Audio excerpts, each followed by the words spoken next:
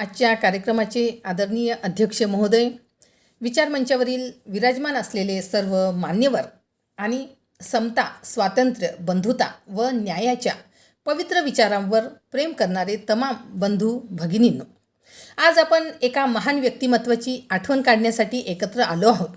एका अशा विचारक्रांतीचा उत्सव साजरा करण्यासाठी जमलो आहोत ज्यांनी अन्यायाच्या काळोखात आशेचा सूर्य उगवला. ही तीच विचारधारा आहे जी माणसाला माणूस म्हणून जगण्याचा अधिकार देते. ही तीच प्रेरणा आहे जी गुलामीच्या साखळ्या तोडून स्वाभिमानाचा मार्ग दाखवते. आणि या महान विचारधारेचे जनक आहेत विश्वरत्न डॉक्टर बाबासाहेब आंबेडकर. आयुष्यभर खडतर ज्ञान साधना करून भारतातील दलित, शोषित, पीडित लोकांच्या उन्नतीसाठी आपले आयुष्य समर्पित करणारे एक खंबीर पत्रकार, एक शिक्षण पंडित, दलितोद्धारक, प्रज्ञासूर्य, सामाजिक न्याय व समतेचा पुरस्कार करून लोकशाहीची मूल्य शिरोधार्थ मानणारे, स्वातंत्र्य, समता, बंधुता व न्याय या 4 आधारभूत तत्वांचे पुरस्कर्ते, भारतीय राज्यघटनेचे शिल्पकार, भारतरत्न डॉक्टर बाबासाहेब आंबेडकर यांना त्यांच्या जयंतीदिनी विनम्र अभिवादन करते. डॉक्टर बाबासाहेब आंबेडकर यांचा जन्म 14 एप्रिल 1891 रोजी सुभेदार रामजी सपकाळ व भीमाबाई यांच्या पोटी झाला. त्यावेळेस सुभेदार रामजी सपकाळ हे महू येथे मध्य प्रदेश, आताचे डॉक्टर आंबेडकर नगर या ठिकाणी ब्रिटिश लष्करी सेवेत होते. भीमराव 2-3 वर्षांचे असताना सुभेदार रामजी सपकाळ हे लष्करातून निवृत्त झाले आणि ते सातारा या ठिकाणी आले. सातारा याच ठिकाणी बाळ भिवाचे नाव शाळेत दाखल करण्यात आले.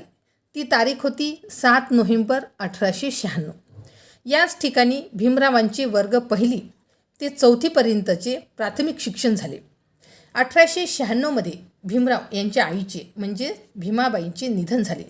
त्यानंतर त्यांचे संगोपन वडील सुभेदार रामजी आणि आत्याबाई मीराबाई यांनी अत्यंत कठीण परिस्थितीत केले.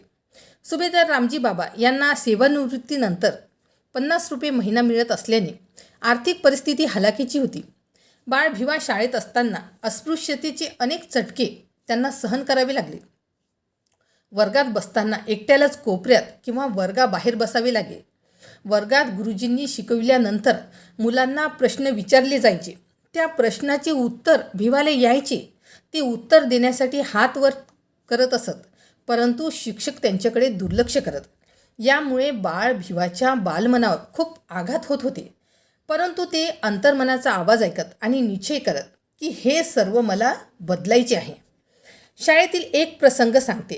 तो असा आहे की एके दिवशी गुरुजींनी फळ्यावर गणित लिहिले आणि विचारले, हे गणित कोणाला येते? संपूर्ण वर्ग शांत. फक्त एकच हात वर, भिवाचा. गुरुजींनी त्याला पुढे बोलवले, पण अचानक काहीतरी घडले. सर्व सवर्ण मुले उभी राहिली आणि म्हणाली, गुरुजी, आमचे डबे फळ्याजवळ आहेत. भिवा आला तर आमचे डबे बाटतील. त्या क्षणी त्या लहानशा भिवाच्या मनात काय चालले असेल? त्याच्या हृदयावर किती मोठा आघात झाला असेल? त्याचे डोळे दुःखद अश्रूंनी डबडबले होते. तो मुलगा जो ज्ञानासाठी उभा राहिला होता, पण त्याला जातीत अडकवून खाली बसवले गेले. दुसरा प्रसंग तर मनाला हेलावून टाकतो. सर्व मुले एकत्र बसून डबे खात, पण भिवा तो एकटाच भिंतीकडे तोंड करून आपला डबा खात असे. पाणी पिण्याची वेळ आली की चपराशी लांबून पाणी ओतायचा. त्यांच्या हातात नाही, ओंजळीत. आणि जर ज्या दिवशी चपराशी नसेल तर तो लहानसा भिवा पूर्ण दिवस तहान सहन करायचा. ते सांगतात, नो पिऊन नो वॉटर. त्यांनी आपल्या लेखनात या घटनेचे शिपाई नाही तर पाणी नाही असे वर्णन केले आहे. अशा अनेक प्रसंगावर मात करत डॉक्टर बाबासाहेब आंबेडकर यांनी अत्यंत प्रतिकूल परिस्थितीत शिक्षण घेतले. त्यांचा अभ्यासाचा व्यासंग खूप दांडगा होता. जिद्दीने आणि चिकाटीने त्यांनी शालेय शिक्षण घेतले. शाळेत असतानाच इसवी सन 1906मध्ये 14-15 वर्षीय भीमरावांचे लग्न दापोलीच्या भिकू वलंगकर यांची 9-10 वर्षीय कन्या रामीबाई उर्फ रमाबाई यांच्याशी झाले. डॉक्टर बाबासाहेब आंबेडकर हे आपल्या विद्यार्थी जीवनात दररोज 18 तास अभ्यास करत असत. इसवी सन 1907 साली भीमराव एल्फिन्स्टन हायस्कूलमध्ये मॅट्रिकची परीक्षा यशस्वीरित्या उत्तीर्ण झाले. त्यांचे अभिनंदन करण्यासाठी तेव्हा एक जाहीर सभा भरवण्यात आली. यावेळी केळुस्कर गुरुजींनी स्वतः लिहिलेल्या मराठी बुद्धचरित्राची एक प्रत भीमरावांना भेट म्हणून दिली. हे पुस्तक वाचल्यानंतर त्यांना पहिल्यांदाच बुद्धांच्या शिकवणुकींची माहिती मिळाली व ते बुद्धांप्रती आकर्षित झाले. आर्थिक अडचणीमुळे सुभेदार रामजी सपकाळ भीमरावांना महाविद्यालयीन शिक्षण देऊ शकतील अशी परिस्थिती नव्हती. त्यामुळे केळुस्कर गुरुजींनी मुंबईमध्ये महाराज सयाजीराव गायकवाड यांच्याशी भीमरावांची भेट घालून दिली. भीमरावांची हुशारी पाहून महाविद्यालयात शिक्षण घेण्यासाठी महाराजांनी त्यांना दरमहा 25 रुपयाची शिष्यवृत्ती देण्याचे मंजूर केले. त्यानंतर 3 जानेवारी इसवी सन 1908 रोजी भीमरावांनी एल्फिन्स्टन महाविद्यालयात प्रवेश घेतला. पुढे 4 वर्षांनी इसवी सन 1912 त्यांनी मुंबई विद्यापीठाची राज्यशास्त्र आणि अर्थशास्त्र विषय घेऊन BA पदवी संपादन केली आणि बडोदा संस्थानात नोकरीसाठी रुजू झाले. याच वर्षी 12 जानेवारी 1912 रोजी त्यांना पहिला मुलगा यशवंत झाला. त्याच सुमारास 2 फेब्रुवारी इसवी सन 1913 रोजी मुंबईमध्ये त्यांचे वडील रामजींचे आजाराने निधन झाले. पुढे 4 महिन्यांनी बडोदा नरेशांकडून प्रति महिने 11.5 पाऊंड शिष्यवृत्ती घेऊन अमेरिकेतील कोलंबिया विद्यापीठात उच्च शिक्षण घेण्यासाठी त्यांनी प्रयाण केले. डॉक्टर बाबासाहेब आंबेडकर हे परदेशातून अर्थशास्त्रामध्ये डॉक्टरेट PhD पदवी मिळविणारे पहिले भारतीय होते. 1896 ते 1923 अशा 27 वर्षात मुंबई विद्यापीठ, कोलंबिया विद्यापीठ, लंडन स्कूल ऑफ इकॉनॉमिक्स आणि ग्रेज इन या शिक्षण संस्थांमधून उच्च शिक्षण घेतले. त्यांनी शिक्षण क्षेत्रात 32 पदव्या घेतल्या व त्यांचे जगातील अनेक भाषांवर प्रभुत्व होते.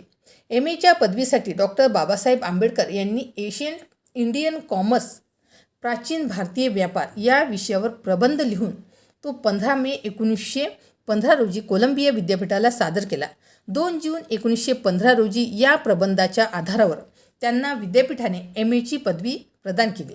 PhD पदवीसाठी the evolution of provincial finance in British India, British भारतातील प्रांतीय अर्थव्यवस्थेची उत्क्रांती हा प्रबंध त्यांनी सादर केला व विद्यापीठाने त्यांना 1917 PhD ही पदवी बहाल केली.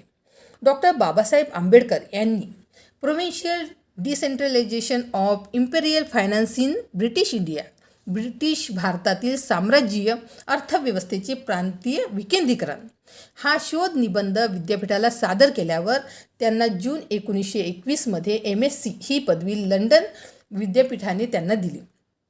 त्यानंतर the problem of the rupee, its origin and its solution, रुपयाचा प्रश्न हा अर्थशास्त्रीय प्रबंध तयार करून डॉक्टर ऑफ सायन्स DSc ही पदवी लंडन विद्यापीठाकडून नोव्हेंबर 1923 मिळविली.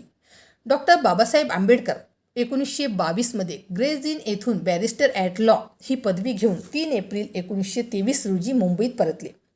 त्यांनी मुंबईत वकिली केली व लॉ कॉलेजला प्राध्यापक म्हणून काम केले. ज्या लोकांमध्ये आपला जन्म झाला त्या लोकांचा उद्धार करणे हे आपले कर्तव्य आहे ही जाणीव ज्यांना आहे ते धन्य होत. या उद्देशाने डॉक्टर बाबासाहेब आंबेडकरांनी दलित, अस्पृश्य, मागासवर्गीयांसाठी कायद्याचे उल्लंघन न करता माणुसकीने प्रबोधनाची फार मोठी चळवळ उभी केली. डॉक्टर बाबासाहेब आंबेडकरांचे तत्त्वज्ञान म्हणजे मानवमुक्तीचा जाहीरनामा होय. समाजात ज्या रूढी, परंपरा, गैरसमजुती वास करत असताना त्यांचा समाज प्रबोधन करून त्यांचा बिमोड करणे आवश्यक असते.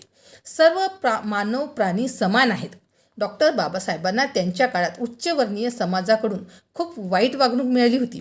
स्पृश्य, अस्पृश्यता, भेदभाव इत्यादी गोष्टींनी बाबासाहेबांचे मन खूप हादरले होते. त्यामुळे त्यांच्या विचारांना एक तीक्ष्ण धार निर्माण झाली होती. समाजातील प्रत्येक व्यक्तीस स्वातंत्र्य, समता, बंधुता आणि न्याय या मूल्यांनुसार जगण्याचा अधिकार असावा. प्रत्येक व्यक्तीला संधी मिळावी यासाठी भारतातील वर्ग लढ्याला आणि जातीअंताच्या लढ्याला आकार आणि दिशा देण्याचे काम डॉक्टर बाबासाहेब आंबेडकर यांनी केले. जागतिक पातळीवर शोषणमुक्ती आणि समतेसाठीच्या लढ्यांमध्येही डॉक्टर बाबासाहेब आंबेडकर प्रेरणादायी ठरले आहेत. जगाच्या इतिहासात असे योगदान करणाऱ्या अत्युच्च पातळीवरच्या निवडक व्यक्तींमध्ये त्यांचे स्थान आहे. डॉक्टर बाबासाहेब आंबेडकरांनी 27 जानेवारी 1919 रोजी अस्पृश्यांचे प्रतिनिधी म्हणून गव्हर्नमेंट ऑफ इंडिया ॲक्ट 1919 बाबत साऊथ बरो मताधिकार समिती समोर साक्ष दिली व समितीला आपल्या मागण्यांचे 50 पृष्ठांचे छापील निवेदनही सादर केले. डॉक्टर बाबासाहेब आंबेडकरांना वृत्तपत्र काढण्यासाठी कोल्हापूरचे राजे शाहू महाराज यांनी 2,500 रुपयांची मदत केली. डॉक्टर बाबासाहेब आंबेडकरांनी इसवी सन 1920 साली मुंबईत मूकनायक नावाचे पाक्षिक सुरू केले आणि 1920मध्ये कोल्हापूरजवळील माणगाव आणि नागपूर येथे अस्पृश्यांच्या 2 परिषदा पार पडल्या. कोल्हापूर संस्थानातील माणगाव या गावात 21 मार्च व 22 मार्च 1920 रोजी दक्षिण महाराष्ट्र दलित परिषदेचे पहिले अधिवेशन झाले. या अधिवेशनाचे अध्यक्ष डॉक्टर बाबासाहेब आंबेडकर होते, तर शाहू महाराजांची विशेष उपस्थिती होती. डॉक्टर बाबासाहेब आंबेडकरांनी आपल्या अध्यक्षीय भाषणात अस्पृश्यांच्या उद्धारासाठी त्यांच्या सामाजिक हक्कांचे व राजकीय हक्कांचे समर्थन केले. 1 जून 1920 नागपूर येथे कोल्हापूरचे राजे छत्रपती शाहू महाराज यांच्या अध्यक्षतेखाली अखिल भारतीय बहिष्कृत समाज परिषद झाली. डॉक्टर बाबासाहेब आंबेडकर आपल्या अनुयायांसह या परिषदेत सहभागी झाले. डॉक्टर बाबासाहेब आंबेडकरांनी या परिषदेमध्ये समाजसेवक विठ्ठल रामजी शिंदे यांचा निषेध करणारा ठराव पास करून घेतला. अस्पृश्यांना इंग्रज सरकारकडून राजकीय व सामाजिक हक्क कशा स्वरूपात मिळावेत याविषयी डॉक्टर बाबासाहेब आंबेडकर व समाजसेवक विठ्ठल रामजी शिंदे यांच्यात मतभेद होते. इंग्रज सरकारने अस्पृश्यांना स्पृश्यांच्या माध्यमातून राजकीय व सामाजिक हक्क द्यावेत असे शिंदेंचे मत होते, तर त्याच्या उलट इंग्रज सरकारने अस्पृश्यांना अगदी थेट राजकीय व सामाजिक हक्क द्यावेत असे डॉक्टर बाबासाहेब आंबेडकरांचे मत होते. अस्पृश्यांचे राजकीय व सामाजिक हक्क स्पृश्यांच्या किंवा अन्य कोणाच्याही मर्जीवर अवलंबून असू नयेत असा आंबेडकरांचा दृष्टिकोन होता. डॉक्टर बाबासाहेब आंबेडकर यांनी 20 जुलै 1924 रोजी बहिष्कृत हितकारणी संस्था स्थापन केली व स्वतः त्या संस्थेचे अध्यक्ष झाले. संस्थेचे ध्येय व कार्य सूचित करण्यासाठी शिका, संघटित व्हा व संघर्ष करा हे क्रियावाचक व आज्ञावाचक शब्द स्वीकारण्यात आले. डॉक्टर बाबासाहेब आंबेडकरांनी सायमन कमिशनकडे एक पत्र सादर केले व त्यात त्यांनी मागासवर्गीयांसाठी नामनिर्देशन तत्वावर जागा आरक्षित ठेवण्यासंबंधी मागणी केली. तसेच भूदल, नौदल व पोलीस खात्यात मागासवर्गीयांची भरती करण्यासंबंधीचीही मागणी केली. डॉक्टर बाबासाहेब आंबेडकरांनी बहिष्कृत हितकारणी सभेतर्फे मुंबई राज्य सरकारकडे मागणी केली होती की मुंबई राज्य सरकारतर्फे मुंबई राज्य कायदे मंडळावर सदस्य म्हणून अस्पृश्य समाजाचे 2 प्रतिनिधी नेमण्यात यावेत. त्यांची ही मागणी मान्य करून 1926च्या डिसेंबरमध्ये मुंबई कायदे मंडळावर डॉक्टर बाबासाहेब आंबेडकर व पुरुषोत्तम सोलंकी यांना नेमण्यात आले. 1 जानेवारी 1927 रोजी पुणे जिल्ह्यातील भीमा कोरेगाव येथील विजयस्तंभाला डॉक्टर बाबासाहेब आंबेडकरांनी आपल्या सहकाऱ्यांसमवेत मानवंदना देऊन त्या वर्षी स्मृतिदिन साजरा केला. त्यावेळी त्यांनी महार बटालियनच्या शौर्याचे कौतुक केले. 20 मार्च 1927 रोजी डॉक्टर बाबासाहेब आंबेडकर यांच्या नेतृत्वाखाली परिषदेतील सर्वांनी 14 तळ्याकडे कूच केले. 20 मार्च 1927 रोजी डॉक्टर बाबासाहेब आंबेडकर यांच्या नेतृत्वाखाली महाड 14 तळ्याचा सत्याग्रह केला. संभाजी गायकवाड, रामचंद्र मोरे, शिवराम जाधव, अनंतराव, विनायक चित्रे, सुरेंद्रनाथ टिपणीस, गंगाधर नीलकंठ सहस्त्रबुद्धे, कमलाकांत चित्रे इत्यादी समाजसेवकांचेही महत्त्वाचे सहकार्य मिळाले होते. याच वेळेस मनुस्मृतीचे दहन डॉक्टर बाबासाहेब आंबेडकर यांनी केले. डॉक्टर बाबासाहेब आंबेडकर यांच्या मते दलितांच्या सर्व प्रमुख समस्या या मनुस्मृतीमुळे निर्माण झालेल्या आहेत. आम्ही मनुस्मृतीचे दहन केले ते शतकानुशतके आम्ही ज्या अन्यायाखाली चिरडले गेलो त्याचे प्रतीक म्हणून तिचे आम्ही दहन केले. मनुस्मृतीने कनिष्ठ जातींवर अनेक अपात्रता लादल्या तर उच्च जातींना अनेक विशेषाधिकार दिले. डॉक्टर बाबासाहेब आंबेडकरांच्या मते मनुस्मृती हा ग्रंथ अस्पृश्यावर होणाऱ्या अन्यायाचे, क्रूरतेचे व विषमतेचे प्रतीक आहे. डॉक्टर बाबासाहेब आंबेडकरांचा लढा माणुसकीस कलंक लावणाऱ्या अमानुष, अन्यायी आणि अघोर अशा स्वदेशी सनातनी ब्राह्मणी सत्तेविरुद्ध होता. अमरावती येथील अंबादेवी मंदिर प्रवेश, 1930चा नाशिक येथील काळाराम मंदिर प्रवेश सत्याग्रह हे आम्हीही मानव आहोत हे सिद्ध करण्यासाठी केला होता. हिंदू दलितांच्या मंदिर प्रवेशामुळे मंदिर व मंदिरातील मूर्ती अपवित्र व अशुद्ध होत नाही हेही सिद्ध करण्याचा हेतू या चळवळीमागे होता. सायमन कमिशनने अस्पृश्यांच्या राजकीय हितांना फारसे महत्त्व दिले नाही. ब्रिटिश सरकार भारताला काही राजकीय हक्क राज्यघटनेच्या माध्यमातून देण्याच्या तयारीत होते. तेव्हा भारताच्या भावी राज्यघटनेत अस्पृश्यांच्या हिताचे संरक्षण करणारे राजकीय हक्क असावेत असे डॉक्टर बाबासाहेब आंबेडकरांना वाटत होते. डॉक्टर बाबासाहेब आंबेडकरांनी भारताच्या भावी संविधानात अल्पसंख्याक अस्पृश्यांना काही राजकीय हक्क असावेत याची मागणी केली व 4 नोव्हेंबर 1931 रोजी डॉक्टर बाबासाहेब आंबेडकर यांनी आपल्या मागण्या लिखित स्वरूपात गोलमेज परिषदेपुढे सादर केल्या. यामध्ये 2 प्रमुख मागण्या होत्या. स्वतंत्र मतदारसंघ, ज्याद्वारे अस्पृश्यांना त्यांचे प्रतिनिधी स्वतंत्रपणे निवडून देण्याचा हक्क असावा. दुसरी मागणी ही की अस्पृश्यता पाळणे हा कायद्याने गुन्हा समजण्यात यावे. दुसऱ्या गोलमेज परिषदेत ठरल्यानुसार इंग्रज सरकारने 17 ऑगस्ट 1932 रोजी जातीय निवाडा जाहीर करून अस्पृश्यांना स्वतंत्र मतदारसंघ देण्याची तरतूद मान्य केली. डॉक्टर बाबासाहेब आंबेडकर अस्पृश्यांच्या राजकीय हक्कांच्या मागणीला यश मिळाले. मात्र याला महात्मा गांधींनी विरोध करून 22 सप्टेंबर 1932 रोजी एरवाडा तुरुंगात प्राणांतिक उपोषण सुरू केले व अस्पृश्यांच्या स्वतंत्र मतदारसंघाच्या मागणीस विरोध केला. त्यामुळे नाईलाजास्तव डॉक्टर बाबासाहेब आंबेडकर यांनी 24 सप्टेंबर 1932 पुणे करारावर स्वाक्षरी करून स्वतंत्र मतदारसंघाची मागणी मागे घेतली व अस्पृश्यांसाठी संयुक्त राखीव मतदारसंघ मान्य केला.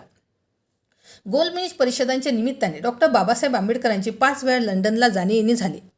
गोलमेज परिषदांतील सहभागामुळे त्यांना अस्पृश्यांचा महान नेता, कायदेपंडित व बुद्धिमान व्यक्ती म्हणून जागतिक पातळीवर ओळख निर्माण झाली.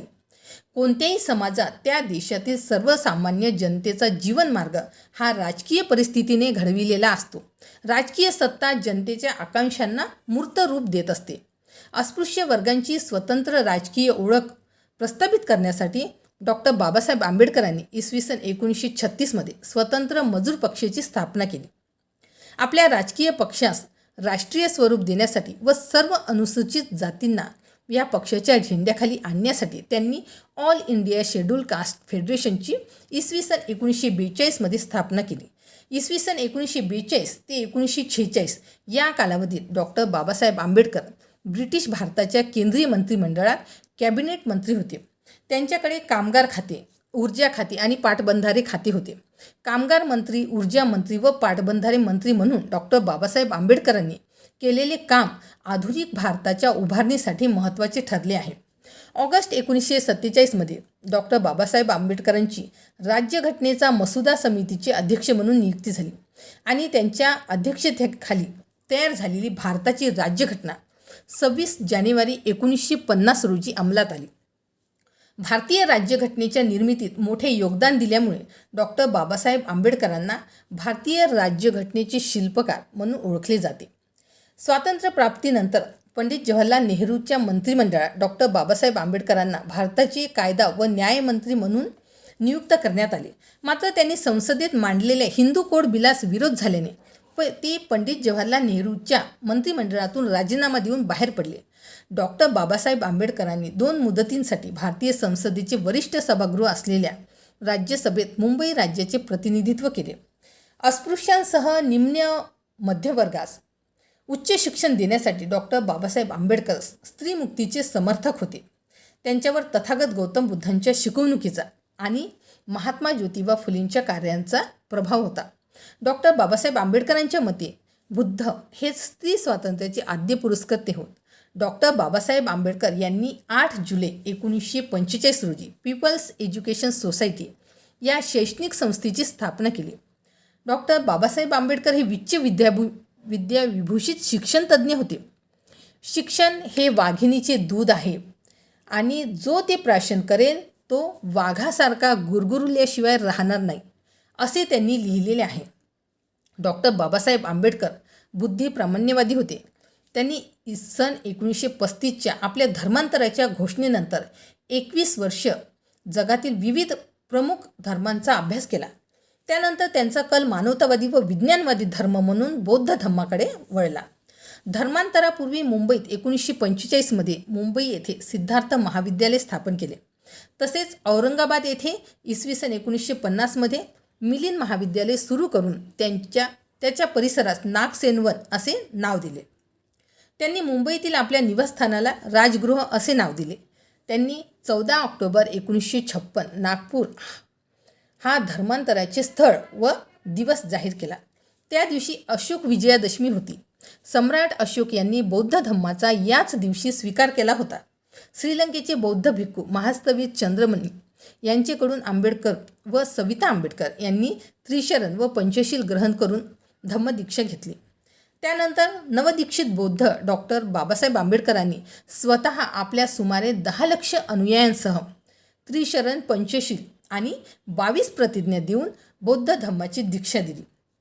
डॉक्टर बाबासाहेब आंबेडकर यांच्या व्यक्तिमत्वाचे व कर्तृत्वाचे मूल्यांकन करताना जगातील अनेक विद्वानांनी त्यांना या शतकातील युगप्रवर्तक म्हणून संबोधले आहे. आंबेडकरी विचारांचा प्रभाव भारतातच नाही तर जगभरातील समता लढ्यांमध्ये सुद्धा दिसतो. त्यांच्या तत्त्वज्ञानानुसार इतर देशातील शोषित लोकांना प्रेरणा मिळाली आहे. डॉक्टर बाबासाहेब आंबेडकरांचा सामाजिक राजकीय सुधारक म्हणून आधुनिक भारतावर मोठा प्रभाव पडला आहे. स्वातंत्र्योत्तर काळात भारतातील त्यांच्या सामाजिक राजकीय विचारांचा राजकारणामध्ये आदर आहे. त्यांच्या पुढाकारामुळे जीवनाच्या विविध क्षेत्रात परिणाम झाला आहे आणि आज भारताची सामाजिक, आर्थिक आणि कायदेशीर प्रोत्साहनांद्वारे सामाजिक आर्थिक धोरणे, शिक्षण आणि सकारात्मक कृती पाहता भारताचा दृष्टिकोन बदलला आहे. बाबासाहेबांनी आपल्या आयुष्याचा प्रत्येक क्षण समाजासाठी अर्पण केला. आज आपण त्यांच्या विचारांना आपल्या जीवनात उतरवले पाहिजे, कारण विचार जिवंत राहिले तरच समाज प्रगती करेल. जय भीम, जय भारत.